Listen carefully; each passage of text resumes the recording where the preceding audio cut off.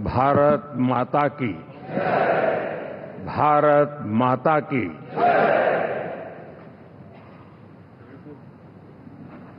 मैं सबसे पहले तो इस सभागृह में उपस्थित एनडीए घटक दलों के सभी नेतागण, नवनिर्वाचित सभी सांसदगण और हमारे राज्यसभा के भी सांसदगण, आप सबका हृदय से बहुत बहुत आभार व्यक्त करता हूं।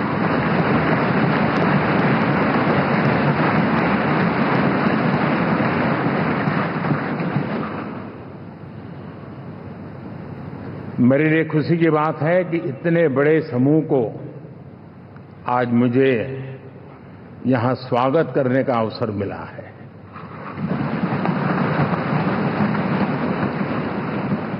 जो साथी विजयी होकर के आए हैं वे सभी अभिनंदन के अधिकारी हैं, लेकिन जिन लाखों कार्यकर्ताओं ने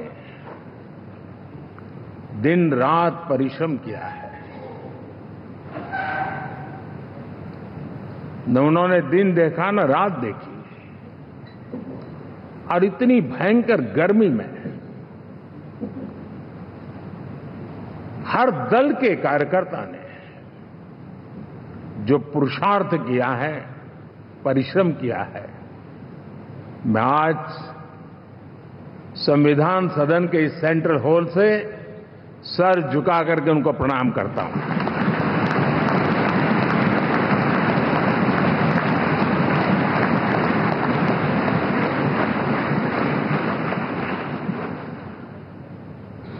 साथियों, मेरा बहुत सौभाग्य है कि एनडीए के नेता के रूप में आप सब साथियों ने सर्वसम्मति से चुन करके मुझे एक नया दायित्व दिया है, और इसके लिए मैं आपका बहुत बहुत आभारी हूं।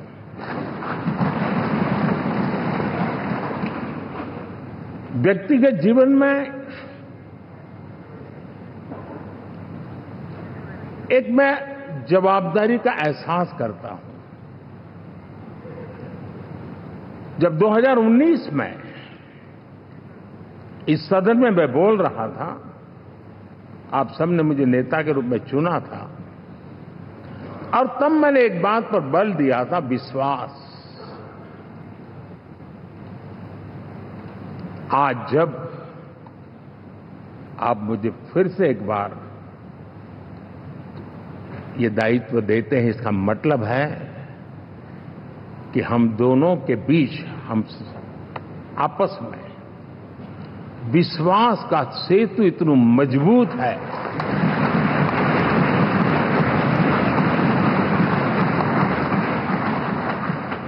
ये अटूट रिश्ता विश्वास की मजबूत धरातल पर है, और ये सबसे बड़ी पूंजी होता है। और इसलिए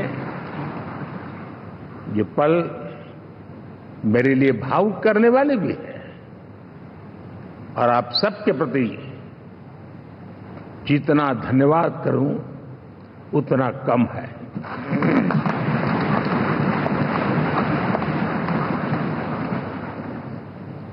साथियों,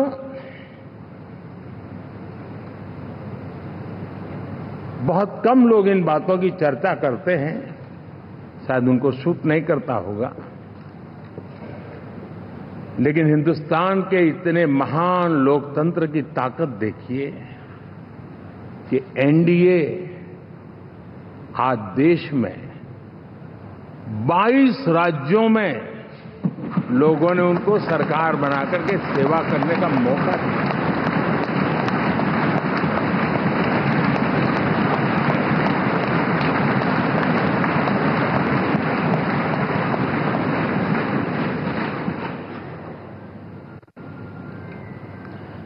हमारा ये अलायंस सच्चे अर्थ में भारत की असली जो स्पिरिट है, जो भारत का आत्मा है, भारत की जड़ों में जो रचा बसा है, उसका एक अर्थ में प्रतिबिंब है।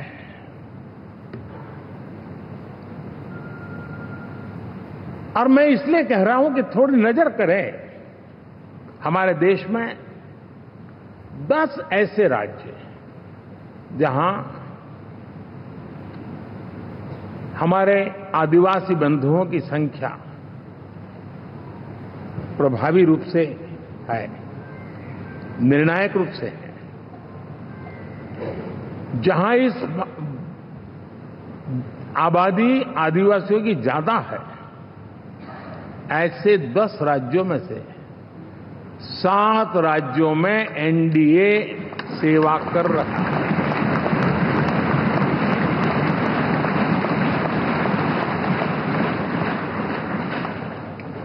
साथियों, हम सर्वपंथ संभाव के हमारे संविधान को समर्पित है और देश में चाहे हमारा गोवा हो या हमारा नॉर्थ ईस्ट हो, जहां बहुत बड़ी मात्रा में हमारे ईसाई भाई बहन रहते हैं, आज हम उन राज्यों में भी एनडीए के रूप में सेवा का अवसर हमें मिला।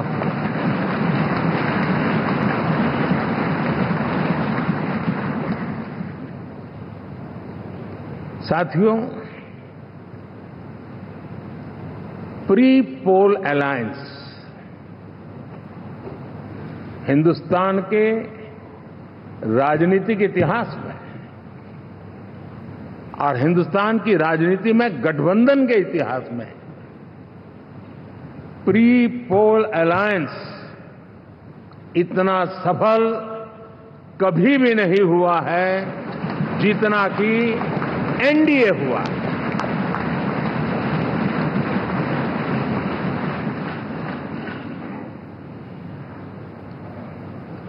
और ये गठबंधन का विजय, हमने बहुमत हासिल किया है और मैं कई बार कह चुका हूं, शब्द अलग होंगे लेकिन मेरे भाव उसमें एक सातत्य है।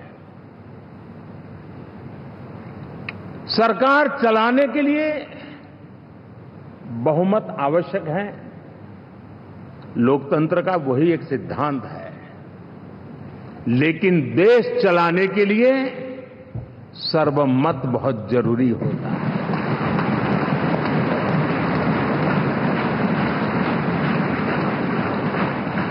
और मैं आज देशवासियों को यहां से विश्वास दिलाना चाहता हूं कि आपने जिस प्रकार से हमें बहुमत देकर के सरकार चलाने का सौभाग्य दिया है, ये हम सबका दायित्व है कि हम सर्वमत का निरंतर प्रयास करेंगे और देश को आगे ले जाने के लिए हम कोई कोर कसर नहीं छोड़ेंगे।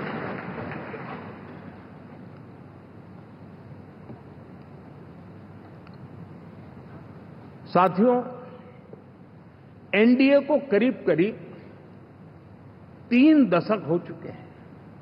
यानी आजादी के 75 साल में 3 दशक एनडीए, ये सामान्य घटना नहीं है जी।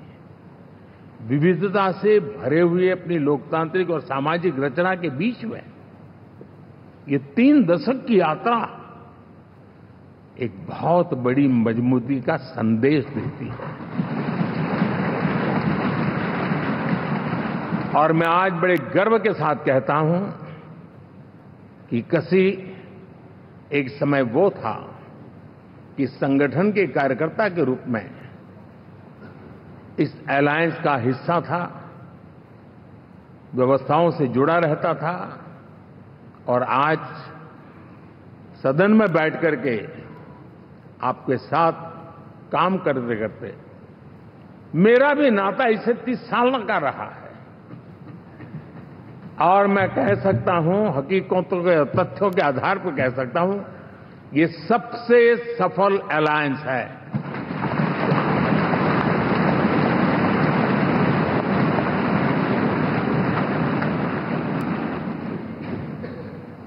हम गर्व से कह सकते हैं कि 5 साल का टर्म होता है। इस अलायंस ने 30 साल में से 5-5 साल के 3 टर्म सफलतापूर्वक पार किए हैं और अलायंस चौथे टर्म में एंटर कर रहा है।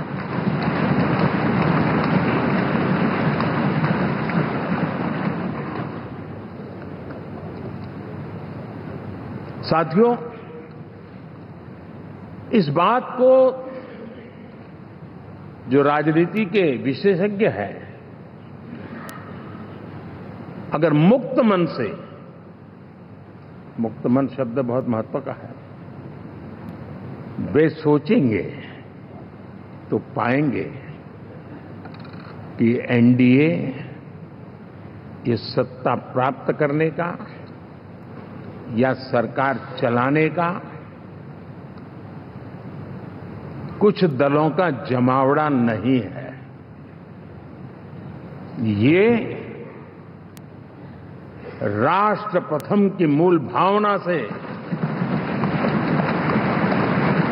नेशन फर्स्ट के प्रति कमिटेड वैसा ये समूह है। और 30 साल का लंबा कालखंड शुरू में शायद असेंबल हुआ होगा, लेकिन आज मैं कह सकता हूं कि भारत के राजनीतिक व्यवस्था में एक ऑर्गेनिक अलायंस है।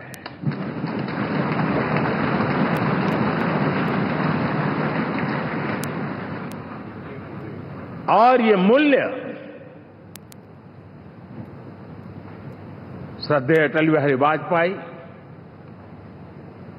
श्री प्रकाश सिंह जी बादल,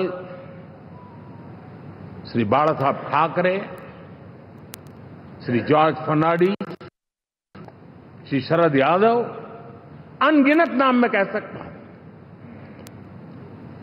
इन लोगों ने जिस बीज को बोया था, वो आज भारत की जनता ने विश्वास का सिंचन कर करके उस बीज को वटवृक्ष बना दिया है।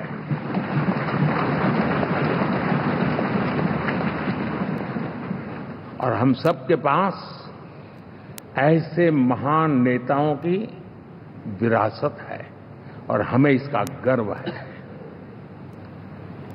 बीते 10 वर्षों में हमने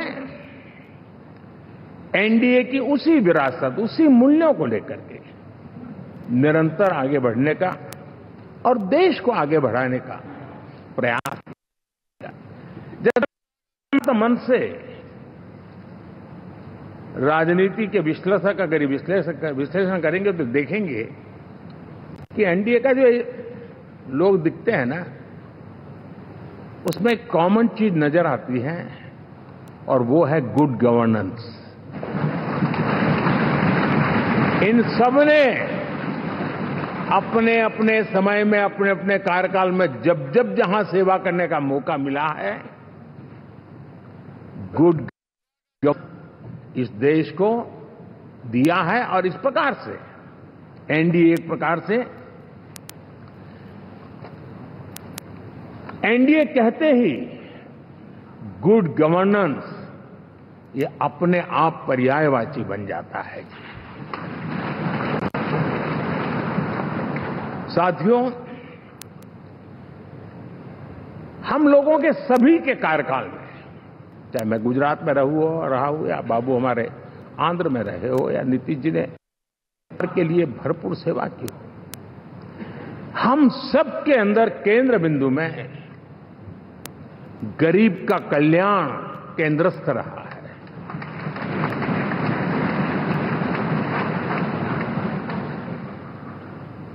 और देश ने एनडीए के गरीब कल्याण के, गुड गवर्नेंस के 10 साल को देखा है। इतना नहीं, मैं कह सकता हूं देश ने इसे जिया है।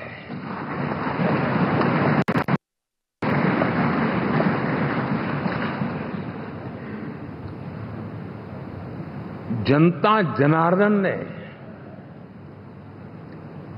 सरकार क्या होती है, सरकार क्यों होती है, सरकार किसके लिए होती है, सरकार कैसे काम करती है, इसको पहली बार अनुभव किया है। वरना जनता और सरकारों के बीच में एक खाई की व्यवस्था ही बनी हुई थी।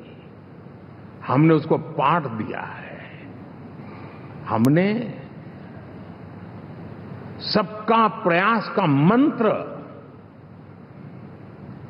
देश को नई ऊंचाई पर ले जाने के लिए चरितार्थ करके देखा है। साथियों, एनडीए सरकार में हम अगले 10 साल में,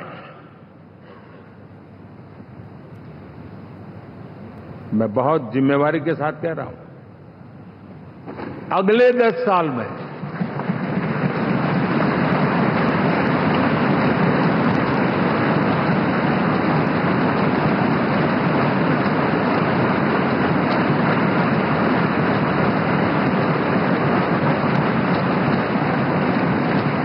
गुड गवर्नेंस,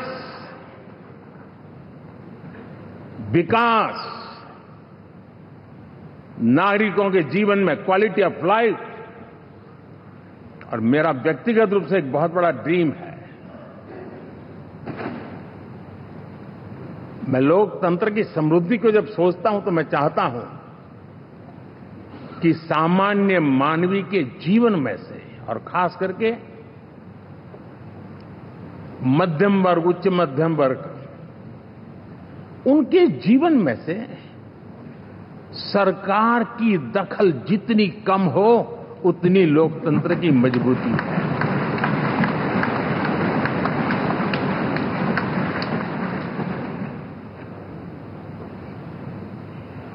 और आज के टेक्नोलॉजी के युग में बहुत आसानी से हम, वरना एक दिन में 10 काम हो तो 10 अलग अलग वो सारी चीजें मांगेंगे। हम बदलाव चाहते हैं। गुड गवर्नेंस का ये भी एक महत्वपूर्ण पहलू है। लेकिन हम विकास का नया अध्याय लिखेंगे, गुड गवर्नेंस का नया अध्याय लिखेंगे, जनता जनार्दन की भागीदारी का नया अध्याय लिखेंगे, और सब मिलकर के विकसित भारत के सपने को साकार करके रहेंगे।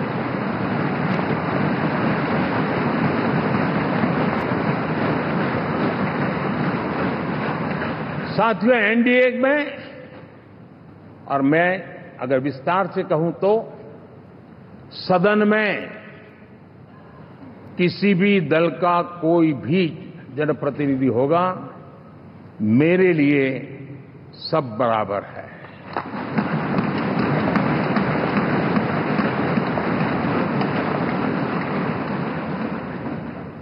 जब मैं सबका प्रयास की बात करता हूं तो मैं सदन में भी, चाहे वो लोकसभा हो या राज्यसभा हो, हमारे लिए सब बराबर है। और यही एक भाव है जिसके कारण 30 साल से एनडीए अलायंस मजबूती के साथ आगे बढ़ा है। अपना पराया कुछ नहीं है। सबको गले लगाने में हमें कभी कोई कमी नहीं रखी है। उसी का परिणाम है कि जनता का विश्वास भी जीत पाते हैं। साथियों, हमने 2024 में जिस टीम भावना से काम किया है और ग्रास रूट लेवल पे किया है, सिर्फ फोटो ऑप करना, नेता मिलकर के हाथ हिलाएं और फिर तुम्हारे रास्ते में मेरे रास्ते, ऐसा नहीं।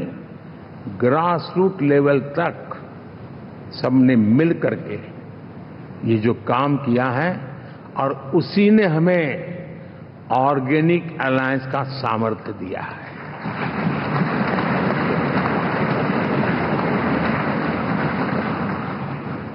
एक दूसरे का सहयोग किया है। हर किसी ने यही सोचा, जहां कम वहां हम। अगर कोई कमी है तो मैं आऊंगा, मैं मेहनत करूंगा, लेकिन तुम्हें कमी नहीं रहने दूंगा।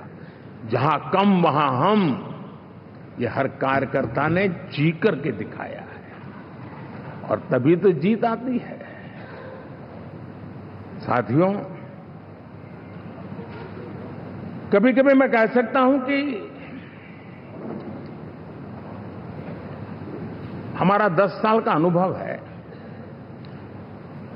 भारत के हर क्षेत्र का और भारत के हर नागरिक का जो एस्पिरेशंस हैं, रीजनल एस्पिरेशंस हैं, वे और नेशनल एस्पिरेशंस, इसका एक अटूट नाता होना चाहिए। इसके बीच में हवा तक गुजर न सके, इतना जुड़ाव होना चाहिए, तब देश आगे बढ़ता है।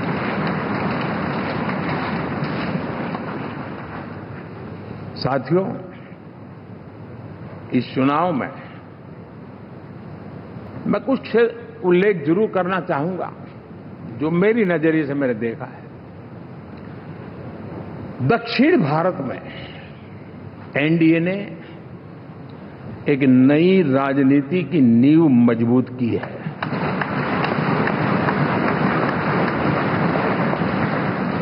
अब देखिए, कर्नाटक एंड तेलंगाना,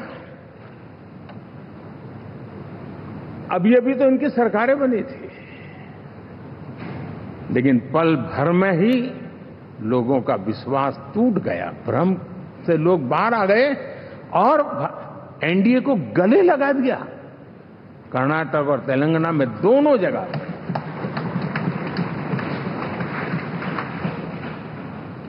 साथियों, तमिलनाडु, मैं तमिलनाडु की टीम को भी बधाई देना चाहूंगा।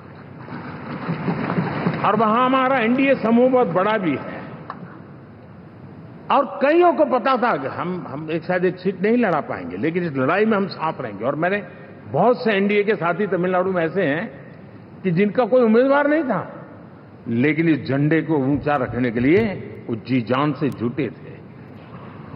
और इसलिए आज तमिलनाडु में भले हम सीट नहीं जीत पाए, लेकिन जिस तेजी से एनडीए का वोट शेयर बढ़ा है, वो साफ साफ संदेश दे रहा है कल में क्या लिखा हुआ है।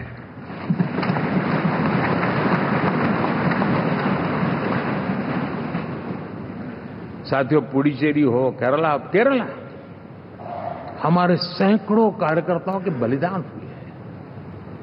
यूडीएफ हो या एलडीएफ हो, शायद हिंदुस्तान के राजनीतिक जीवन में इतना जुल्म एक विचारधारा को लेकर के जीने वाले लोगों पर हुआ होगा तो सिर्फ मैं कह सकता हूं केरल में हुआ है। जम्मू कश्मीर से भी ज्यादा हुआ है। उसके बावजूद भी सामने कहीं विजय नजर नहीं आता था। उन्होंने परिश्रम की पराकाष्ठा में कभी पीछे नहीं रहे, पीढ़ियां खपा दी। और आज पहली बार संसद में केरल से हमारा प्रतिनिधि बन के आया।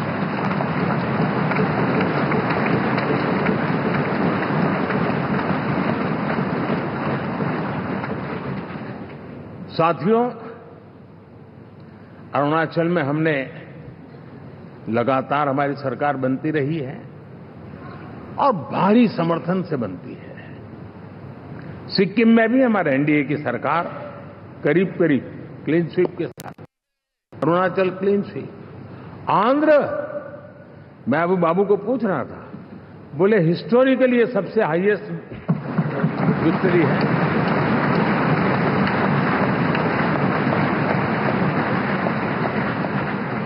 और ये जो यहां दिखता है ना पवन, ये पवन नहीं, आंधी है।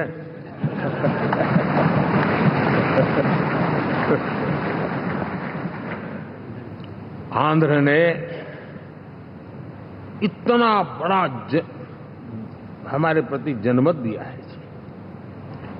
हिंदुस्तान के लिए एक सामान्य मानवी की विकास की जो जिजीविषा है उसका प्रतिबिंब है। और महाप्रभु जगन्नाथ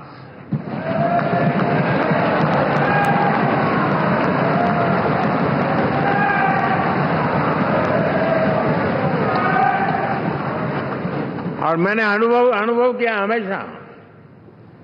मैं हमेशा मानता हूं ईश्वर के अनेक रूप होते हैं, लेकिन जब मैं भगवान महाप्रभु जगन्नाथ जी को याद करता हूं तो मैं हमेशा मानता हूं ये गरीबों के देवता है।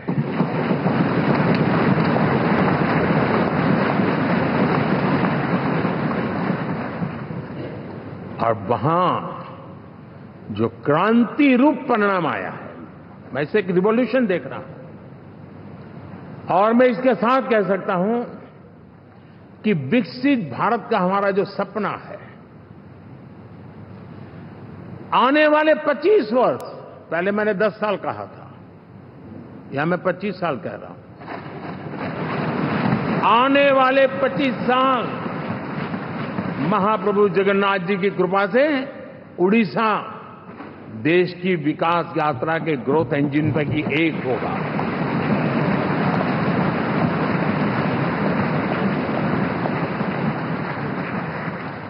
साथियों, हम लोग जब 4 जून के नतीजे चल रहे थे, मैं तो अपने काम में कुछ व्यस्त था, बाद में फोन आना शुरू हो गए, तो मैंने किसी को पूछा, यार ये तो ठीक है आंकड़े वांकड़े, तो मुझे ये बताओ कि ईवीएम जिंदा है कि मर गया?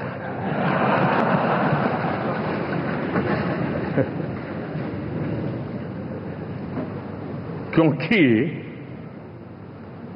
ये लोग तय करके बैठे थे कि भारत के लोकतंत्र और लोकतंत्र की प्रक्रिया के प्रति विश्वास ही लोगों का उठ जाए, और लगातार ईवीएम को गाली देना। और मुझे तो लगता था कि शायद इस बार वो ईवीएम की अर्थी का जुलूस निकालेंगे, लेकिन 4 जून शाम आते आते उनको ताले लग गए, ईवीएम ने उनको चुप कर दिया। ये ताकत है भारत के लोकतंत्र की, ये ताकत है भारत की निष्पक्षता की, ये भारत की ताकत है भारत के चुनावी तंत्र की, चुनाव आयोग की। और मैं मानता हूं कि ये आशा करता हूं कि 5 साल तो अब ईवीएम शायद मुझे नहीं सुनाई देगा, लेकिन जब 29 में हम जाएंगे तो फिर से शायद ईवीएम को लेकर के नाचने की शुरुआत करेंगे, क्योंकि इनके सुधरने की संभावना बहुत कम है। आप देखिए, चुनाव के समय मैंने पहली बार देखा, शायद हर तीसरे दिन इलेक्शन कमीशन के काम में रुकावट आए, इसके लिए सुप्रीम कोर्ट के दरवाजे खटखटाए गए, भांति भांति की एप्लीकेशन, और एक ही टोली थी।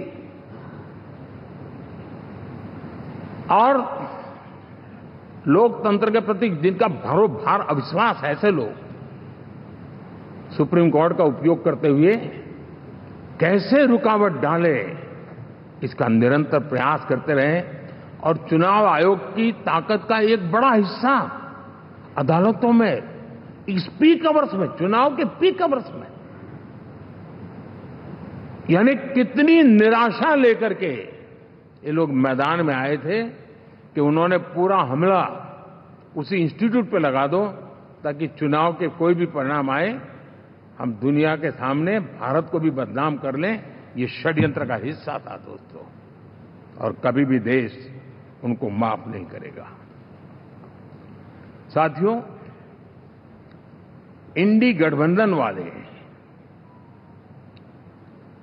जब ईवीएम का विरोध करते हैं तो मैं सिर्फ एक चुनाव के रूप में नहीं देख रहा। मैं मानता हूं ये लोग मन से पिछली शताब्दी के सोच वाले लोग हैं। वे टेक्नोलॉजी को हम महत्व न समझते हैं, न टेक्नोलॉजी स्वीकार करने को तैयार है। और ये सिर्फ ईवीएम में दिखाई दिया, ऐसा नहीं, यूपीआई में दिखाया।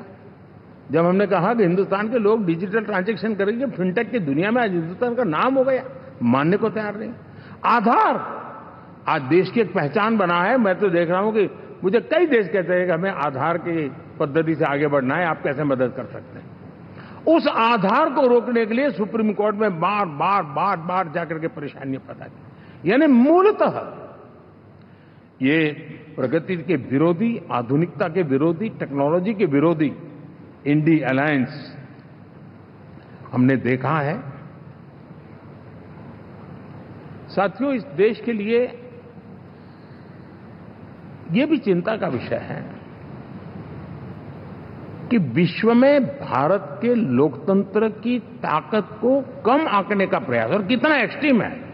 मैं दुनिया में ढोल पीट रहा हूं कि हम मदर ऑफ डेमोक्रेसी है, और ये दुनिया में जाकर के बता रहे नहीं हमारे देश में तो डेमोक्रेसी ऐसा कुछ नहीं, कि वो मोदी बैठ गया है, वो एक चाय बेचने वाला यहां पहुंच कैसे गया, कुछ तो गड़बड़ की होगी।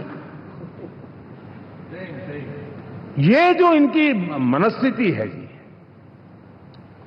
भारत के नागरिकों को चुनाव प्रक्रिया के प्रति अविश्वास पैदा करने का जो उनका षड्यंत्र है, मैं मानता हूं कि अब दुनिया भी भारत के लोकतंत्र की विविधता, विशालता, व्यापकता, गहनता, इन सबको भी जानने समझने के लिए आकर्षित होगी। ऐसे ही इस चुनाव के नतीजे में देख रहा हूं। साथियों, जब 1 तारीख को मतदान पूरा हुआ और 4 तारीख को काउंटिंग, इस बीच की चीजों को आप देखिए। योजनाबद्ध तरीके से देश को हिंसा की आग में झोंकने का बयान दिए जाते थे। यहां इकट्ठे होना, यहां पहुंचना, यहां करना। कुछ लोग इस चीज को गंभीर नहीं लेते हैं, लेकिन ये बहुत गंभीर है। आप भारत के लोकतंत्र को, पहले उसकी व्यवस्था को अनादर करते हो, अब परिणाम आने से पहले एक ऐसा माहौल बना दो कि बस आग लगा देंगे। हर प्रकार से उन शब्दों का अर्थ यही निकलता है कि उन्होंने देश को उस दिशा में ले जाने का प्रयास किया था। लगातार देश को गुमराह करने का प्रयास किया गया, देश के लोगों को बांटने का प्रयास किया। अरे, चुनाव एक ऐसा लोकोत्सव होता है कि ज्यादा से ज्यादा लोगों को हम जोड़े, तोड़ने के लिए नहीं होता है। लेकिन हर प्रकार से कोशिश यही की गई। साथियों, मैं मानता हूं कि 2024 के लोकसभा के चुनाव के जो नतीजे हैं, हर पैरामीटर से देखेंगे, दुनिया ये मानती है और मानेगी कि ये एनडीए का महाविजय है।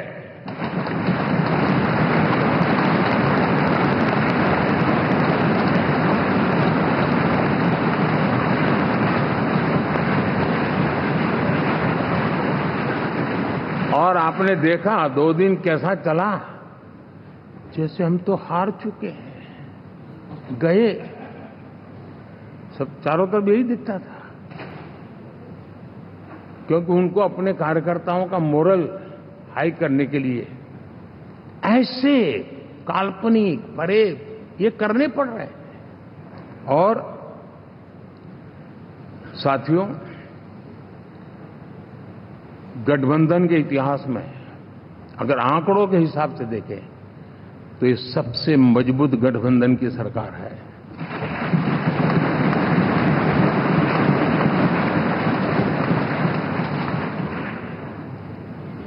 लेकिन कोशिश ये की गई कि इस विजय को स्वीकार न करना, उसको पराजय के छाया में डुबो के रखना। लेकिन उसकी ऐसी चीजों की बाल मृत्यु हो जाती है, और हो भी गई। लेकिन देशवासी जानते हैं कि न हम हारे थे, न हम हारे हैं।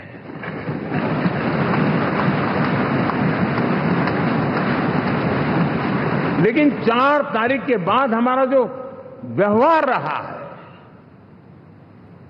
वो हमारी वो पहचान बताता है कि हम विजय को पचाना जानते हैं।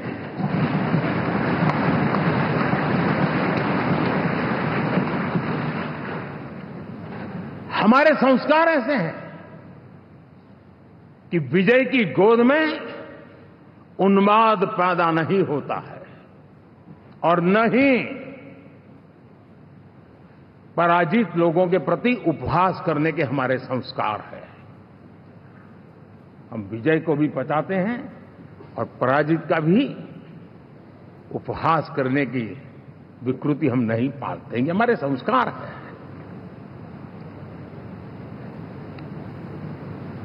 आप किसी भी बालक को पूछो कि भाई लोकसभा के चुनाव के पहले सरकार किसकी थी, तो कहेगा एनडीए। 24 के नतीजों के बाद सरकार किसकी बनी, एनडीए। फिर हारे कहां से भाई? पहले भी एनडीए थी, आज भी एनडीए और कल भी एनडीए है।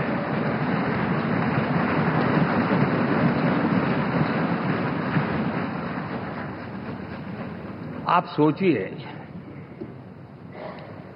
10 साल बाद भी कांग्रेस 100 के आंकड़े को नहीं छू पाई।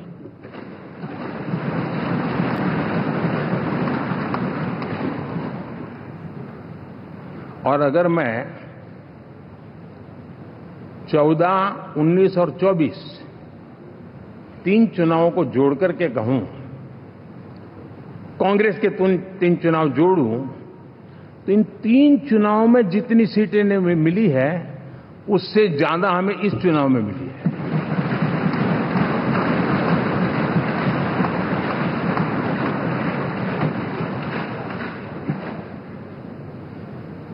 और मैं साफ देख रहा हूं साथियों, एनडीए वालों को अंदाज नहीं है।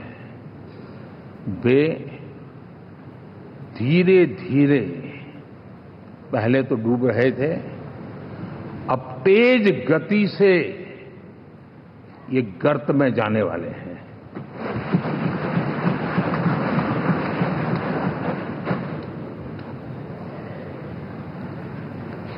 साथियों, इंडिया अलायंस वाले देश के सामान्य नागरिकों की जो समझ है, आज भी वो उसके सामर्थ्य को समझ नहीं पाए हैं या समझना चाहते नहीं हैं। भारत के सामान्य व्यक्ति की भी एक समझ है और जो जमीन से जुड़ा रहता है ना, वो समझ को छूता है, समझता है, पहचानता है, वो वहां नहीं है। साथियों, इन लोगों का जो व्यवहार रहा है 4 तारीख के बाद, मैं आशा करता था कि वे लोकतंत्र का सम्मान करेंगे, लेकिन उनके व्यवहार से लगता है कि शायद उनमें ये संस्कार आए, इसके लिए हमें और इंतजार करना पड़ेगा। और तो मैं ज्यादा कुछ कह नहीं सकता। और ये वो लोग हैं जो खुद की पार्टी के पीएम का अपमान करते हैं, उसके निर्णयों को फाड़ देते थे। खुद की पार्टी को विदेशी मेहमान आ जाए तो उसके लिए चेयर नहीं होती थी। ये सारे दृश्य आपने देखे हैं, ठीक। और मैं समझता हूं कि इन सारी स्थितियों में से हम लोकतंत्र की मजबूती और जनता जनार्दन के प्रति आस्था, इसको हम, साथियों, लोकतंत्र हमें सबका सम्मान करना सिखाती है। विपक्ष में भी जो सांसद जीत करके आए हैं, मैं उनको भी बधाई देता हूं।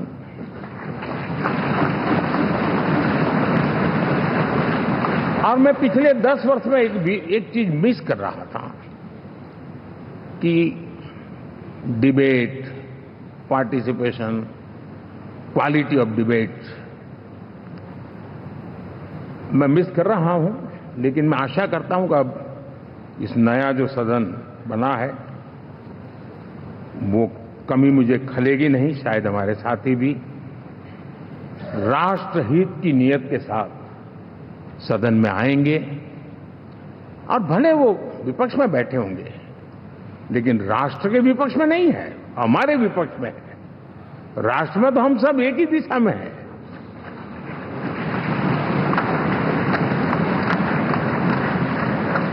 राष्ट्र में हमारा कोई पक्ष विपक्ष नहीं है। राष्ट्र में तो हम 140 करोड़ है और मैं आशा करता हूं कि वो राष्ट्र हित की भावना को लेकर के सदन में आएंगे और सदन को समृद्धि देने में वे कुछ न कुछ योगदान करेंगे। साथियों, 24 का जनादेश एक बात को बार बार मजबूती दे रहा है, बार बार मजबूती दे रहा है कि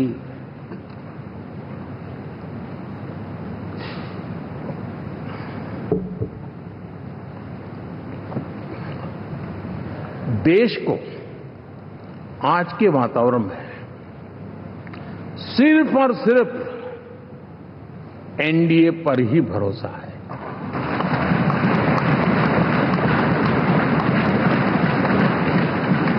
और जब इतना अटूट विश्वास है, इतना भरोसा है, तो स्वाभाविक है देश की अपेक्षाएं भी बढ़ेगी और मैं इसे अच्छा मानता हूं और हम सबका कर्तव्य भी मानता हूं।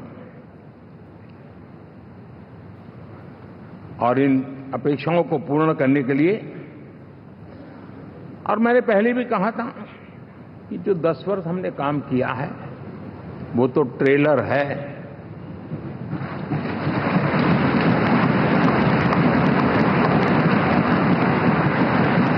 और वो मेरा चुनावी वाक्य नहीं था, ये मेरा कमिटमेंट है।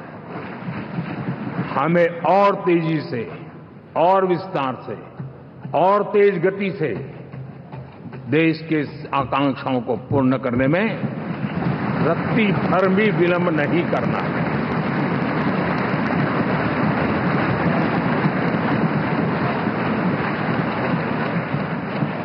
जनता जनार्दन चाहती है हम पहले से ज्यादा डिलीवर करें।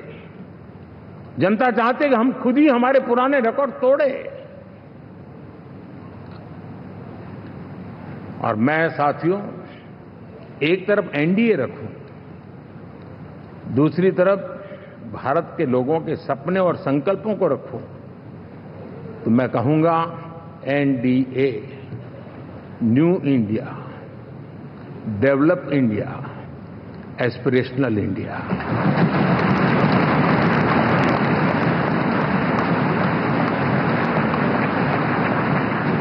और इसी सपने और संकल्पों को पूरा करना, ये हम सबका संकल्प भी है, कमिटमेंट भी है और हमारे पास रोड मैप भी है।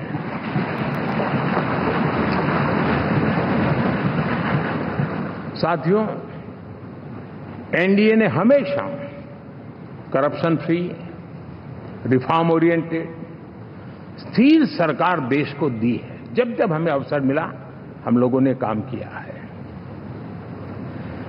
उसके सामने कांग्रेस नेतृत्व वाली यूपीए, अब उन्होंने पुरानी अपनी छवि सुधारने के लिए नाम बदल दिया, लेकिन पहचान घोटालों की है। आए दिन घोटाले, यही पहचान रही है। और नाम बदलने के बावजूद भी देश उनके घोटालों को नहीं भुला है, उनको नकारा है।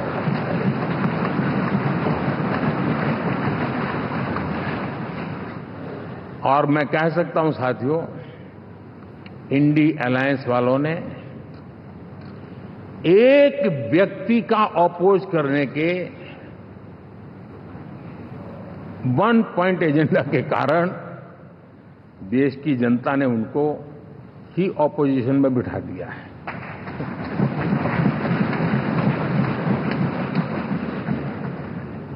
एनडीए विकसित भारत इस संकल्प को लेकर के चुनाव में गया था, देश के लिए सकारात्मक सोच को लेकर के गया था, देश की युवा शक्ति के सामर्थ्य को समझ करके नए अवसरों को लेकर के देश को आगे बढ़ने की बात लेकर के गया था, जबकि हमारे सामने जो लोग थे वो भ्रम फैलाना, झूठ फैलाना, यही गुमराह करने वाले काम यही करते रहे थे। अब एनडीए और उनका देखें, इवन नामांकन में जाएंगे तो भी आपको देखेगा उनका चुनाव प्रचार, उनका नामांकन, हम लोगों का एक एक दृश्य देख लीजिए और उनका एक एक दृश्य देखिए, कितना बड़ा अंतर है। हर चीज में उनका कैरेक्टर दिखाई देता है। और क्या रहा, फोटो ऑप के लिए तो उन्होंने अलायंस घोषित कर दिया है, लेकिन कितने ही राज्यों में वो आपस में लड़ते रहे हैं, चुनावी जंग में एक दूसरे की पीठ में छुरा भोंकते रहे हैं। कभी उन्होंने कहा कि ये तो हमारा वैचारिक अलायंस है, वो विचार लेवल पर ठीक है, बाकी नीचे तो हमारा अपना हम तैयार करेंगे। और अब फिर उन्होंने कहा कि भाई हम तो सीट के आधार पर अलायंस करेंगे, टोटल न भी करें, ये भी खेल खेला। और अभी अभी तो चुनाव पूरा शुरू कर दिया कि ये तो हमारा अलायंस लोकसभा के चुनाव के लिए ही था, बाद में नहीं है, ये भी शुरू कर दिया। यानी मैंने बहुत पहले कहा था कि आप देख लेना 4 जून के बाद बिखराव शुरू हो जाएगा, और वो शुरू हो चुका है। इसका मतलब ये हुआ कि वो सिर्फ और सिर्फ सत्ता सुख के लिए एक दूसरे का साथ देने की कोशिश करते थे, लेकिन उनमें उनका अगर स्वार्थ निश्चित होता तो साथ देना, वरना नहीं देना, ये कैरेक्टर था। साथियों, ये लोग कितने ही बड़े झूठे बोलते रहे हैं। और आप देखिए, चुनाव के समय उन्होंने देश के सामान्य नागरिक को गुमराह करने के लिए जो पर्चियां बांटी कि ये देंगे और वो देंगे और टिकना देंगे, फलाना देंगे, 2 दिन से मैं देख रहा हूं कि कांग्रेस के दफ्तरों पर लोग कतार लगा के खड़े हैं कि पर्ची है, 1 लाख रुपया कहां है, लाओ भाई, मांग रहे हैं लोग। यानी आपने जनता जनार्दन की आंखों में कैसा उनको भ्रमित किया, कैसी आंख में धूल झोंक दी कि वो बेचारा सामान्य नागरिक मान के चलता था, हाँ भाई 4 जून के बाद रुपया मिल जाएगा, इसलिए वो जाके खड़ा रह गया। और अब उसको धक्का मारा जा रहा है, डंडे मारे जा रहे हैं, वहां से निकाला जा रहा है। अब इस प्रकार का चुनाव, ये अपने आप में देश के गरीबों का अपमान है, हमारे देश के सामान्य नागरिकों का अपमान है। और कभी भी देश ऐसी हरकतों को न भूलता है, न ही कभी माफ किए बिना माफ कभी करता है।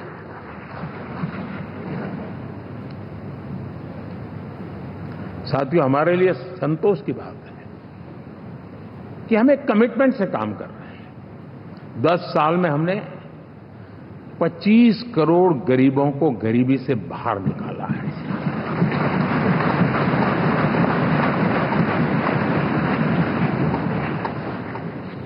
गरीब कल्याण का एक सुरक्षित मजबूत कवच दिया है हमने उसको, और उसके अंदर भी एक नए एस्पिरेशंस पैदा हुए हैं कि हां, अब मुझे गरीब नहीं रहना है, और उसके लिए मुझसे जो हो सके मैं हर अवसर का फायदा उठाऊंगा। 3 करोड़ गरीबों को घर, ये ऐसे कहने का आंकड़ा नहीं है जी, कितनी मेहनत पड़ती है मुझे मालूम है, लेकिन हम सफलतापूर्वक इसको कर पाए हैं। 4 करोड़ लोगों को दे चुके हैं, 3 करोड़ का हम संकल्प लेकर के आज से आगे बढ़ेंगे। यानी ये भी हिम्मत है कि 4 करोड़ देने के बाद जिन परिवारों का विस्तार हुआ है, जरूरत पड़ी है, और राज्यों की भी उसमें इच्छा है, 3 करोड़ नए घर बनाने का संकल्प। 70 वर्ष की आयु से ऊपर के व्यक्तियों को, नागरिकों को 5 लाख रुपए तक इलाज के लिए मुफ्त इलाज की व्यवस्था। मुद्रा योजना के तहत हमारे नौजवानों को कारोबार के लिए 20 लाख तक की उनकी बैंक से उनको लोन मिले, इसकी व्यवस्था।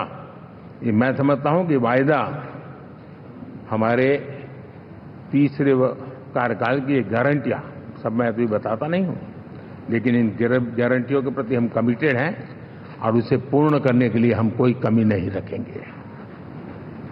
साथियों, गरीब का सशक्तिकरण और मिडिल क्लास को सुविधा, ये हमारी प्राथमिकता है, क्योंकि मध्यम वर्ग अब इस देश का एक बहुत बड़ा चालक बल है। भारत की ग्रोथ स्टोरी में ये ऐसे ऐसे नए फोर्सेस मैं देख रहा हूं जो हमारी बहुत बड़ी शक्ति बनने वाले हैं, और इसलिए हम उस पर भी उतना ही, और मिडिल क्लास की बचत कैसे बढ़े, सेविंग कैसे बने, उसके लिए, उसके क्वालिटी ऑफ लाइफ के लिए हम क्या कर सकते हैं, हमारी योजनाओं का विस्तार कैसे किया जाए, हमारे नीति नियमों में बदलाव कैसे किया जाए, उस पर भी हम आने वाले दिनों में काम चाहते हैं। साथियों, पंचायत से पार्लियामेंट तक हमारी नारी शक्ति की सक्रिय भागीदारी, ये हमारा कमिटमेंट है, और हमने हमारे पिछले कार्यकाल में नारी शक्ति वंदन अधिनियम करके उस बात को हमने आगे बढ़ाया है, और वो दिन दूर नहीं होगा जब हमारे सदन में बहुत बड़ी तादाद में हमारी माताएं बहनें देश का नेतृत्व करती हुई दिखाई देगी।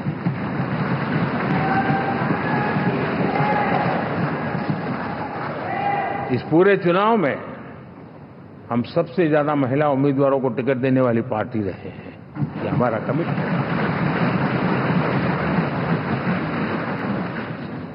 हमारी महिला सांसदों को जो आशीर्वाद देश की जनता ने दिया है, मैं इसके लिए विशेष रूप से उनका आभार व्यक्त करता हूं। और साथियों, आपने देखा होगा G20 समिट में दुनिया के सामने एक विषय लेकर के हम बड़े आग्रह से गए हैं, और वो है empowerment of women, development of women. इन सारी बातों को तो हम परिचित हैं। हमने एक नया शिफ्ट किया है, और हम G20 समिट से भी इसको आगे बढ़ा रहे हैं, विमेन लेड डेवलपमेंट।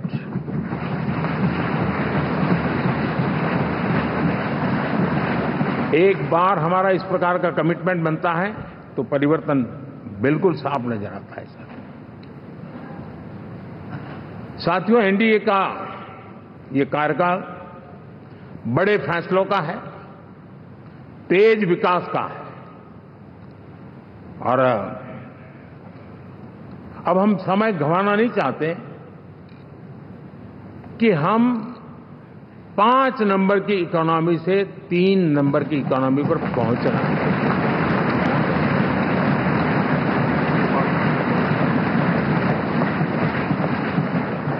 और ये खाली 5 और 3 का आंकड़ा नहीं है, उसके कारण जो अर्थव्यवस्था का कद बन जाता है, वो सामान्य मानवी की आशा आकांक्षाओं को पूरी करने के लिए सरलता बढ़ जाती है। देश के लिए जो जरूरतें हैं वो आराम से पूरी करने का सामर्थ्य बन जाता है, और इसलिए हम उस दिशा में बड़ी कोशिश करके आगे बढ़ना चाहते हैं। राज्यों का सहयोग भी उसमें उतना ही महत्वपूर्ण है, और भारत के संविधान ने हमें जिस प्रकार का दिशा निर्देश किया है कोऑपरेटिव फेडरलिज्म का, लेकिन मैंने उसमें आग्रह रखा है कॉम्पिटिटिव कोऑपरेटिव फेडरलिज्म। हमारे राज्यों के बीच में भी तंदुरुस्त स्पर्धा हो, राज्य और केंद्र के बीच में भी तंदुरुस्त स्पर्धा हो, हम अच्छा करने की स्पर्धा करें, और उस दिशा में हम आगे बढ़ना चाहते हैं। और हमने देखा है कि जब मैं कॉम्पिटिटिव कोऑपरेटिव फेडरलिज्म की बात करता हूं, आपने देखा G20 समिट हम एक जगह पे कर सकते थे, हम भी मालाएं पहन करके फोटो निकलवा सकते थे, लेकिन हिंदुस्तान के अनेक शहरों में 200 से ज्यादा मीटिंगें हुई, और दुनिया भर के नीति निर्धारक जो कहे G20 देशों के और बाकी भी 5-7 देशों के, वो हिंदुस्तान के कोने कोने में गए, उनके देशों में जाकर के भारत की विविधता, भारत की विशालता, इसकी चर्चा कर रहे हैं। उनके लिए आश्चर्य है, हमने तो दिल्ली आकर के वापस जाते थे, पता ही नहीं था कि देश इतना बड़ा है। तो ये अपनी एक ताकत का परिचय हुआ है।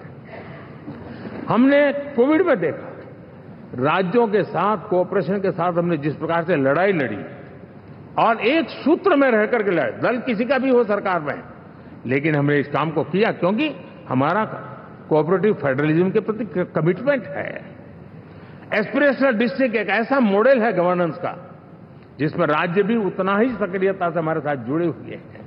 और दुनिया के लिए जो डेवलपिंग कंट्रीज हैं, उनके लिए गवर्नेंस का एक ऐसा मॉडल प्रस्तुत हो रहा है जिसका अब तो केस स्टडी के रूप में दुनिया के अनेक यूनिवर्सिटी केस स्टडी करना शुरू की है। अब उसको हम आगे बढ़ाते हुए एस्पिरेशनल ब्लॉक की तरफ ले जा रहे हैं, ताकि हमारे ग्रास रूट लेवल पे भी जो वीक एरियाज हैं, जहां सुविधाएं अभी सामान्य एवरेज से भी नीचे हैं, उसको हम जल्दी से जल्दी उस स्टेट की एवरेज तक लाना चाहते हैं। देश का रीजन, कोई भी क्षेत्र हो, सर्वांगीण विकास को लेकर के हम चले हैं। साथियों, गत 10 वर्ष में इंफ्रास्ट्रक्चर के क्षेत्र में हमने एक बहुत बड़ा, यानी सोचने में भी बदलाव लाए। जमीन पर तो लाए, वरना हमारे देश में सोचा चलेगा यार, अरे एक बार कर लो ना, उस सहारे में से बदलाव नहीं। अब तो अच्छा ही चाहिए, बड़ा ही चाहिए, जल्दी से जल्दी पहुंचाने वाला चाहिए। सामान्य मानवी के मन को हमने इससे प्रेरित भी किया है और पुरुषार्थ करके हमने उस दिशा में काम किया है। 5 साल में हमें गति शक्ति, यानी इस प्रकार के प्लेटफॉर्म पर जो काम किया है, जो काम 6-6, 8-8 महीने तक नहीं होता था, वो आज 15-20 दिन में कर सकते हैं। सर, टेक्नोलॉजी का उपयोग करके हम काम कर रहे हैं। और ये जब होता है तो उसका मूल फायदा देश के नौजवानों के लिए रोजगार के अति अवसर बन जाते हैं। उनके लिए जीवन में सिलेक्शन के लिए बहुत बड़ा दायरा बढ़ जाता है। और वो हमें, साथियों, आज भारत दुनिया में विश्व के लिए एक नया मैन्युफैक्चरिंग हब के रूप में उभर रहा है। और जब हम मैन्युफैक्चरिंग हब कह रहे हैं, तब सिर्फ इलेक्ट्रॉनिक गुड्स या सर्विसेज की मैं बात नहीं कर रहा हूं। मैं फूड प्रोसेसिंग में भी आज दुनिया में हम बहुत तेजी से आगे बढ़ रहे हैं, और वो भारत के किसानों को बहुत बड़ी ताकत देने वाला है। उसी प्रकार से स्पेस हो, आर्टिफिशियल इंटेलिजेंस हो, स्टार्टअप्स की बात हो, स्किल जॉब अपॉर्चुनिटीज की बात हो, आज भारत बहुत तेजी से आगे बढ़ेगा, बढ़ रहा है, ये मेरा विश्वास है। साथियों, मुद्रा योजना, ड्रोन दीदी, विश्वकर्मा योजना, इसने भी नई संभावनाओं को जन्म दिया है। साथियों, हमारी संस्कृति, हमारी विरासत, उसके प्रति हम जितना ध्यान केंद्रित करेंगे, दुनिया के लिए आकर्षण का केंद्र बनेगा। और इसलिए हम उन दिशा में, और मैं मानता हूं भारत के लिए टूरिज्म एक ऐसा एवेन्यू है जो गत शताब्दी में हमें कभी, आज से लेकर के पीछे के 100 साल में कहूं, ऐसा अवसर नहीं मिला है जैसा आने वाले 25 साल में मिलने वाला है। दुनिया भारत की तरफ मुड़ने वाली है। अब हमारा काम है हम इसके लिए आवश्यक व्यवस्थाओं को विकसित करें, हमारी विरासत के प्रति हम हमारा पर्यटन का विकास करते हुए एक विन विन सिचुएशन का हम फायदा उठाएं, और उसमें बहुत अधिक निवेश की संभावनाएं मैं देखता हूं। और ये ऐसा क्षेत्र है जिसमें हर स्तर के लोग कमाते हैं, गरीब से गरीब आदमी भी कमाता है और बड़ी बड़ी होटल वाला भी कमाता है, हर कोई इसमें कमाता है। और हमने टूरिज्म के हम बल देना चाहते हैं, बहुत पोटेंशियल है। आज जो इंफ्रास्ट्रक्चर के क्षेत्र खुले हैं, इसका फायदा इसको मिलता है। एयरवे हो, रेलवे हो, हमारे एक्सप्रेस वे हो, ये हमारा यातायात जितना बेहतर हो, और हमारा डिजिटल कनेक्टिविटी का जो काम है, ये इसके लिए एक बहुत बड़ा पॉजिटिव ग्राउंड तैयार कर रहा है, और जिसका फायदा मिलने वाला है। और जो वोकल फॉर लोकल और रीजनल टूरिज्म, इसको एक बल देने का काम है। साथियों, अब दुनिया एक नए युग में प्रवेश रही है। जिस समय औद्योगिक क्रांति हुई, उस समय हम गुलामी के दौर से गुजर रहे थे। तो औद्योगिक क्रांति का जितना फायदा लेना चाहिए हम नहीं ले पाए। अब एक नया युग शुरू हो रहा है, हरित युग, ग्रीन एरा। भारत के पास बहुत संभावनाएं हैं इसका नेतृत्व करने की, और हम इसके लिए आने वाले दिनों में ग्रीन हाइड्रोजन की बात हो, ग्रीन एनर्जी हो, या ग्रीन जॉब्स हो, या ग्रीन मोबिलिटी हो, इन सारे विषयों को हम इतनी तेजी से आगे बढ़ाना चाहते हैं ताकि इस हरित युग का नेतृत्व दुनिया में भारत का सामर्थ्य सिद्ध कर दें, ये हम चाहते हैं। साथियों, इसी सिलसिले में इस 5 जून को जब पर्यावरण दिवस था, 4 जून को नतीजे आ गए थे। तो उसी दिन मेरे मन में एक विचार आया कि कार्यक्रम 5 जून को हमने आरंभ किया,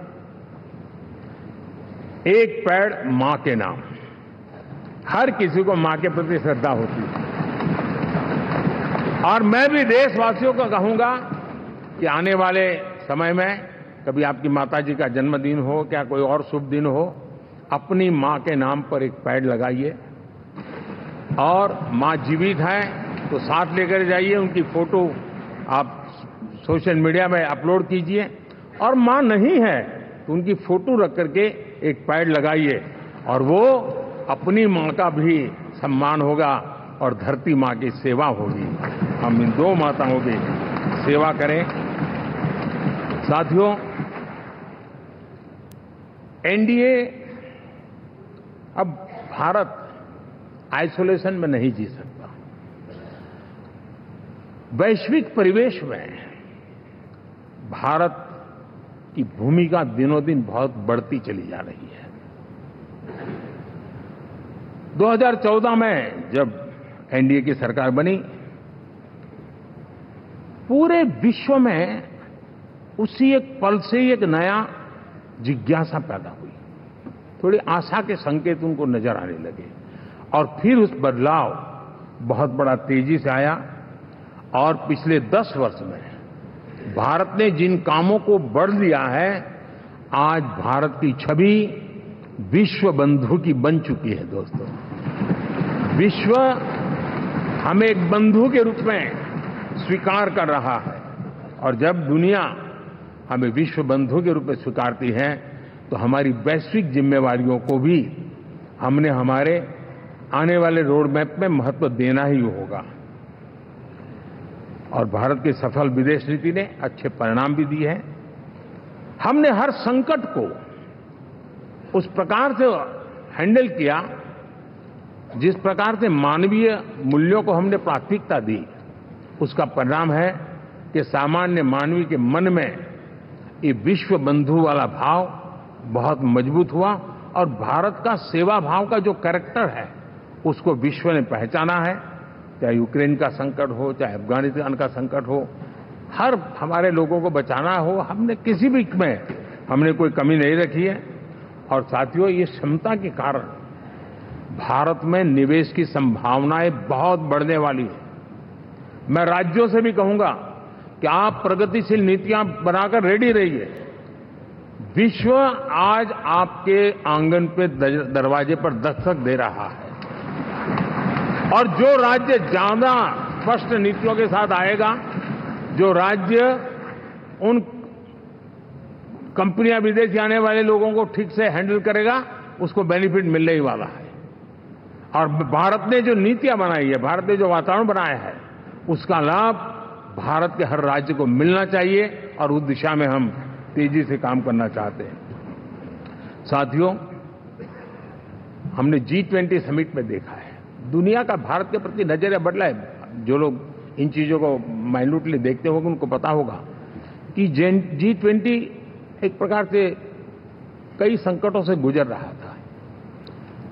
उतार चढ़ाव आते रहते थे, बिखराव भी नजर आ रहा था, लेकिन भारत में G20 आने के बाद नए प्राण से भर गया है, नया सामर्थ्य आ गया है।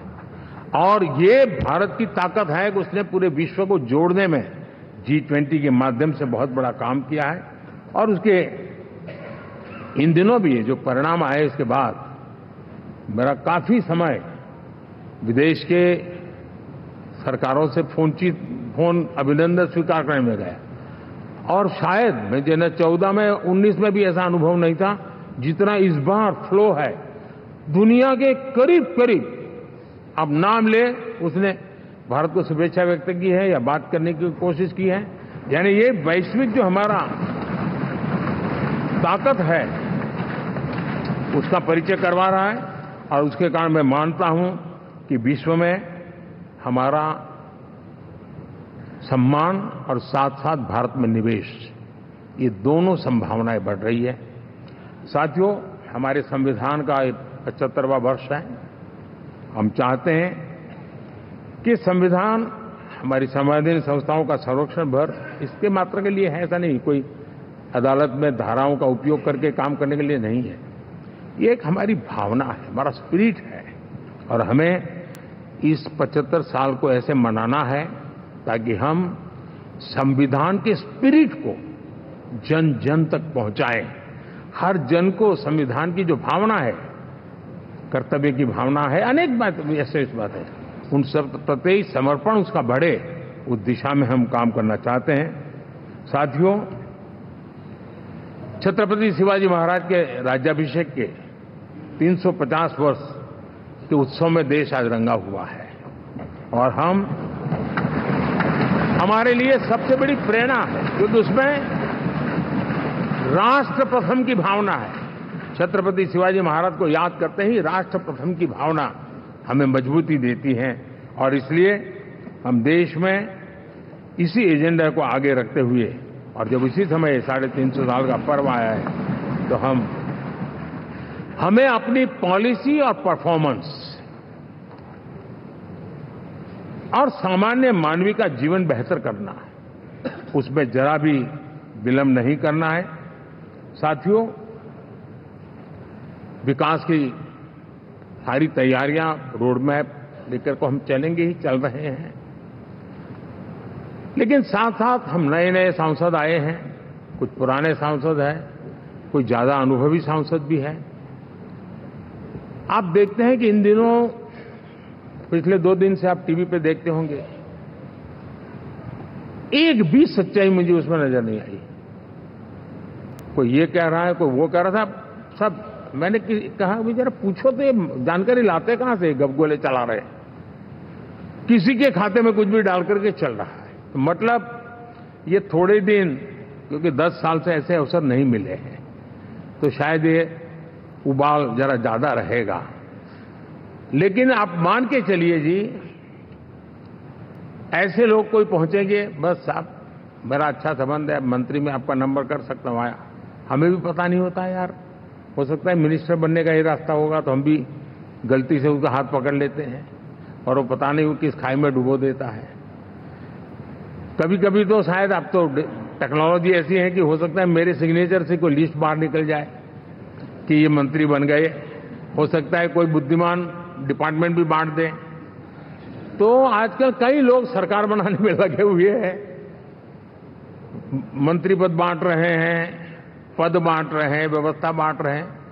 मैं आपसे आग्रहपूर्वक कहता हूं, और जो मोदी को जानते हैं, ये सारे प्रयास निरर्थक है वे।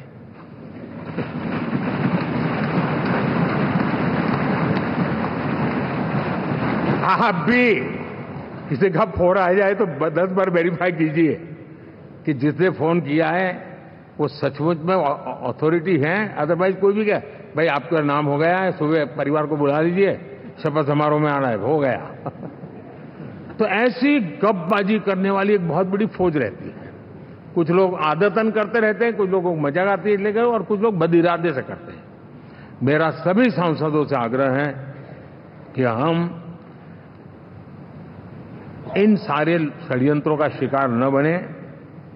दूसरा, हमारे जो इंडिया अलायंस वालों ने इस चुनाव में फेक न्यूज में एक्सपर्टाइज कर लिया, डबल पीएचडी कर लिया उन्होंने, वो शायद इसका भरपूर उपयोग करेंगे। हम कृपा करके इन चीजों से दूर रहें, अफवाहों से दूर रहें।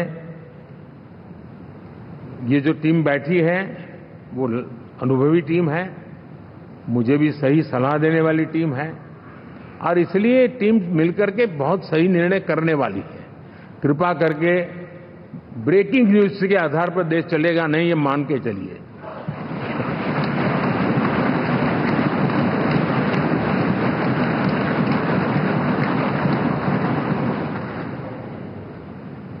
साथियों, विकसित भारत का संकल्प लेकर के हम चले हैं। 3 नंबर की इकोनॉमी पहुंचना मैं जानता हूं, निश्चित रोड मैप के साथ उसको हम पार करने वाले हैं। और मैंने पहले भी कहा था कि मेरा पल पल देश के नाम है, मेरा पल पल आप लोगों के नाम है। मैं 24/7 अवेलेबल हूं।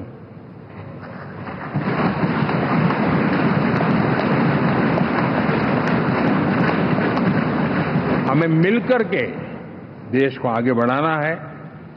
फिर से एक बार आप लोगों ने मुझ पर जो विश्वास जताया है, जो प्यार दिखाया है और जो समर्थन दिया है, वाकई मैं मानता हूं भारत के लोकतंत्र की एक बहुत बड़ी ताकत है।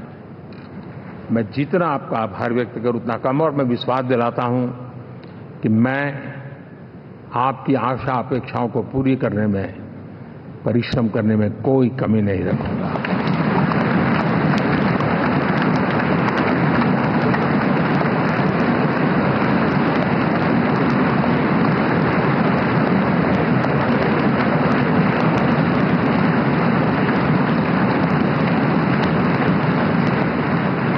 मेरे लिए जन्म सिर्फ और सिर्फ वन लाइफ वन मिशन, और वो है मेरी भारत माता। ये मिशन है 140 करोड़ देशवासियों के सपनों को पूरा करने के लिए खप जाना।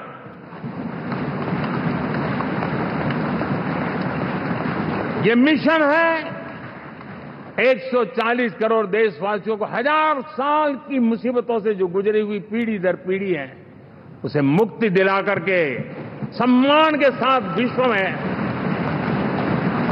मेरा हर देशवासी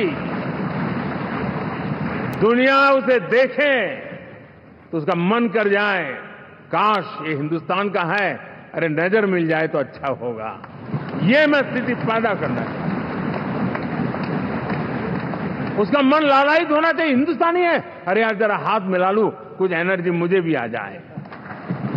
मैं देश को इस ऊंचाई पे ले जाना चाहता हूं। और साथियों, मुझे पक्का विश्वास है आपका साथ, आपका सहयोग, आपका अनुभव बहुत बड़े परिणामों की संभावनाएं लेकर के आया है। लोकसभा का ये गठन उन सभी आकांक्षाओं को पूरा करेगा। मैं फिर एक बार आप सबका हृदय से बहुत बहुत धन्यवाद करता हूं। For more such videos, subscribe to the NewsX YouTube channel, hit the bell icon.